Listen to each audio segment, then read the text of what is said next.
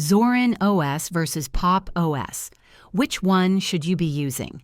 Hey guys, in this video I'm going to compare Zorin OS and Pop OS, two great Linux distros that are perfect for beginners. So you can pick the one that fits your needs best. Let's start with Zorin OS. It's built for people who are new to Linux, especially if you're switching from Windows or Mac OS. It even has a special Windows look mode to make things feel familiar. Great if you want something smooth, fast, and easy to use right out of the box. Perfect for older laptops or family members who just want things to work without tech headaches.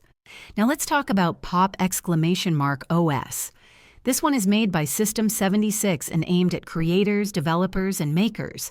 It's based on Ubuntu but comes with a clean, modern interface and tools that make life easier for devs and tinkerers. If you're into design, coding, or hardware tinkering, Pop's OS might feel like home. So which one is better? If you're all about ease of use, simplicity, and making Linux feel familiar, go with Zorin OS.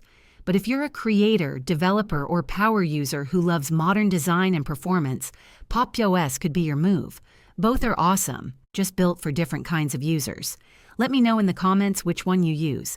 And if you found this helpful, hit like and subscribe. See you next time.